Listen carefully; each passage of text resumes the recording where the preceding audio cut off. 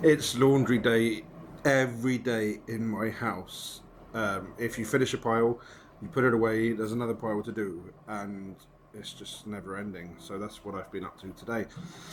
But yeah, I'm getting excited for the wedding season to get started again. Really gassed for that. And in the meantime, I've been trying to arrange some of my engagement shoots. So I did a really cool one up in Confetti Mountain recently with a couple, and I'm thinking about all the gear I need to buy. I need to buy some gear for the new season. I've bought some already. I'm going to get a second camera body, and it got me thinking about the Z5, which is the one I use now and have been using for both photo and video, and I'm super happy.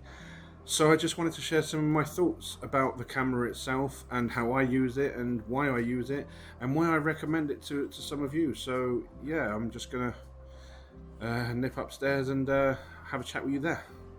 Need to get away from the laundry.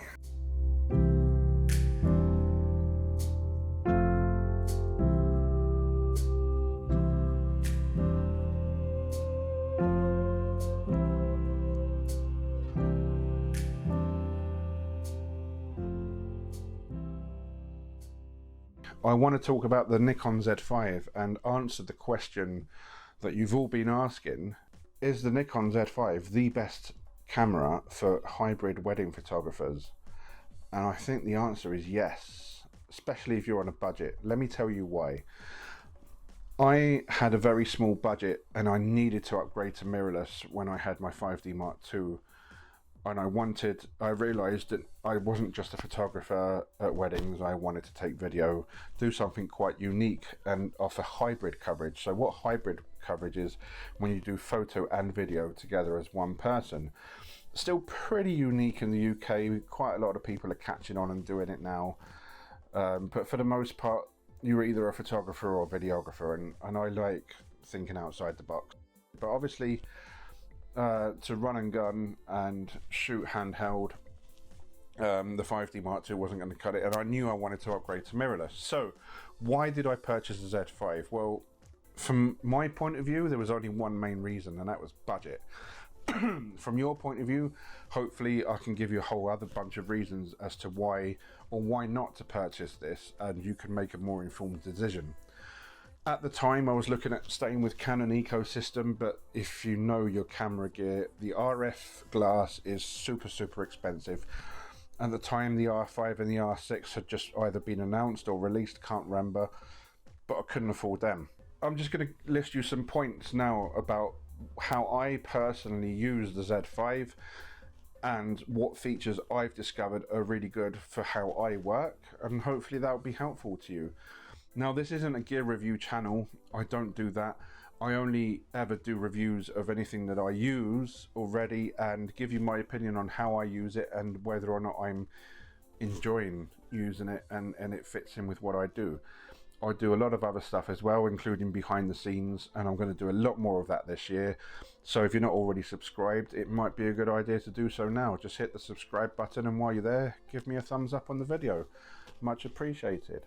So, budget wise, this really stumps me. It's a professional camera, it's a full frame mirrorless, it's got 2 SD card slots, so already that's a massive plus. I've got a bad neck. At the time, the Z6 only has, that was the only other sort of professional body that Nikon had in the mirrorless world. And obviously they had the Z50 out. The Z6 only had 1 slot. So the Z5 having 2 slots was an automatic winner. As I said, budget-wise, I think when it came out, it was about 1,500 quid. I picked it up for about £1,000 and managed to get the 85mm lens for £510. Got them both together from eInfinity. The grey market is a whole other subject, so I'm not even going to talk about that. But now I think you can pick one up from most UK retailers for between £800 to £1,000, so they're still pretty budget friendly. And I'm telling you now, as a entry level, I don't believe it to be entry level. I think the reason they call it that, perhaps because of the burst mode is crippled on how many frames per second you can shoot, which is like 4.5 or 5 or something like that frames per second. Now, that's the first point I want to touch on in terms of the spec. I don't need fast frames per second when shooting photography. I don't shoot sports, I don't shoot wildlife, I don't spray and pray. I do use the burst mode if I'm trying to catch the right photo of a kiss at the wedding, or a candid moment happens quickly, or I'm anticipating something's going to happen and I might, you know, but other than that, I don't use it, I don't need it, so I don't care. I think another reason they might consider it more entry level is on the video side. 4K is crippled, you only get full frame on 1080p full HD.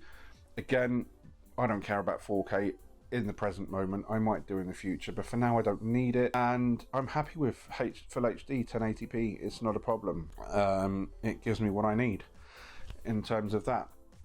So that's that. Now, as I mentioned, obviously the 2 SD card slots. I think that if you're a wedding photographer where you're shooting once in a lifetime events, you'd be absolutely bonkers not to use the second SD card slot on a camera. There's no excuses for taking anything with you that hasn't got 2 SD card slots, and that's my two cents on that matter. Now, the most important thing with hybrid coverage, if you do it yourself, you'll understand, is the ability to keep your camera settings, your photo settings and your video settings separate, and to be able to switch between the two very quickly, and I mean quickly. So luckily the Nikon ecosystem is fantastic. The menus are so easy to understand, and on photo settings, usually, obviously all weddings are different, but when you're in one place, so if you're at the getting ready stage of the day or at the ceremony stage of the day, once you're in the venue, once you're in that place, the exposure is going to stay the same, more or less, give or take. So once you've dialed in your shutter speed and your aperture and your ISO, give or take, that's staying as it is. You don't want to mess around.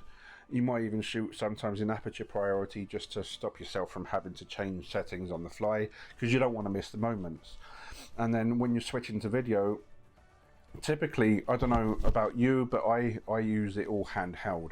So for example, at the ceremony, I'll take some candid pictures of stuff or whatever I'm shooting, and then I'll switch to video, record some footage of people walking down the aisle, especially the bride, try and catch the emotion of the groom's reaction and family members and stuff like that.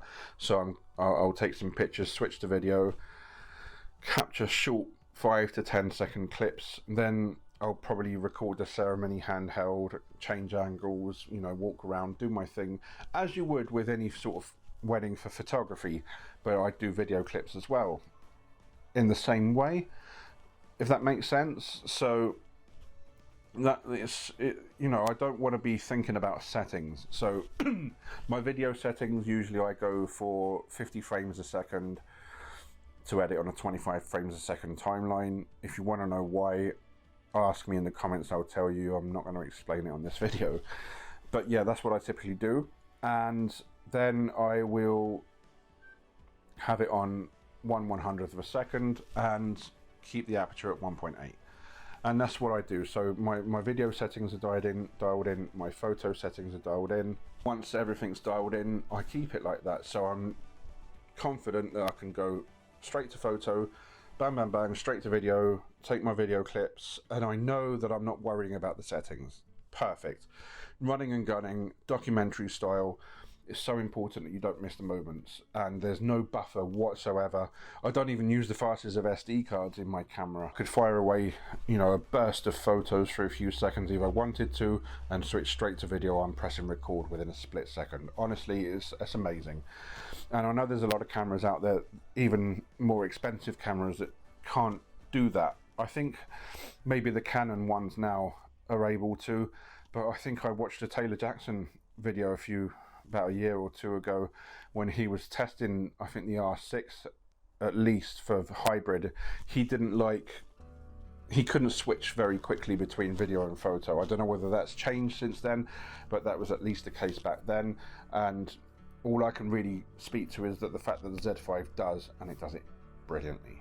Okay, so another thing we're switching to Nikon mirrorless is the Z mount. The lenses are fantastic and they're affordable. The 85mm, I live on that for the most part. I've added a 28mm to my kit, which I'm actually recording this video with. Obviously the group shots and certain wide angles and all the rest of that throughout the day. You need a bit of variety. I'm super impressed. The 28 not so much. It's got a lot of vignetting and a lot of distortion, but Lightroom's got profile correction, so it doesn't bother me. The 85 pin sharp, doesn't miss. It's just amazing. I love it, and I know that a lot of other Z mount photographers feel the same about the lenses. And even if you're adapting on F to Z or F to Z adapter for your DSLR Nikon lenses, apparently they work brilliantly as well. I can't speak on that. I don't do that. I've gone straight for native Z mount only. So my experience with the Z mount lenses, they're more budget friendly and they're fantastic. So you really can't go wrong. As for the autofocus, now autofocus is a massive thing in mirrorless. It's caused so many arguments, so many debates, and I think most of you will probably be aware of Frono's photo and his channel. And to be fair, Jared is one of those people where I actually tend to appreciate his knowledge, and I get where he's coming from when he speaks about Nikon being so far behind the technology that Sony had for so many years already, and Canon eventually caught up with. That, you know, the autofocus is super sticky on the eyes. And to be honest with you, I did notice in the first few months of using this camera that sometimes you're missing the face, you're missing the eyes, but I worked around that. I set the function one button on the front of the camera to give me a tracking box. You can easily drag that box to wherever you want, wherever your subject is. So even if there's a group of people and there's one in particular you want to focus on, you can put the box over them while you're focusing and shooting. That will stay on them and follow them regardless of any of the other subjects. It works brilliantly. Latest firmware update makes the IAF a lot better, and honestly I don't know whether it's as good compared to Sony's and Canon's, and I don't care. This camera does the job that I need it to do. It's as simple as that, and I get on very well. And if you guys have come from DSLR onto this system, it doesn't matter how bad the IAF is, because it's still miles better than a cluster of focusing points in the middle where you've got to focus and recompose all the time. Honest to God, it's amazing. I love mirrorless technology. I love the fact that I've got this camera. I'm not going to bang on about all the other specs, ergonomics and all the other stuff. You know enough about this camera already. It's been out long enough. It's not that type of review at all. So do I recommend it as a wedding photographer? Yes, absolutely. If I was in your position now, or the same position I was in a couple of years ago when I got it, I would absolutely get it again. Maybe now I'd try and save up and upgrade to the Z6 too, but honestly I'm gonna get a second body, and I'm getting a second Z5 because I'm super happy with the job that it does. And as I said, with the latest firmware updates, everything's pretty spot on. There's no problems with buffering, there's no problems with switching between photo and video, and it works. It does its job. Is it a camera for everybody? No. If you're a wedding photographer, then it's for you. If you do other types of photography, it could well be for you. But based on how I use it in my world, and obviously to record these YouTube videos, it does the job. I like recording in full HD. I don't care about 4K. It has got 4K, but obviously it's cropped in, and I'm not bothered. So yeah, that's that really. I can't really mention anything else. It's a brilliant camera for the money, and it's done me very well, and that's where I'm going to leave it. Yeah, thanks for watching, and I never know how to end these videos, so I might do a Peter McKinnon style or something along those lines. But other than that, as I said, if you're new to the channel, hit subscribe, like this video. I'll see you on the next one. Any questions, comment below, I'll come back to you. And if there's anything I haven't covered here you want to know, I'm more than happy to answer it. See you next time.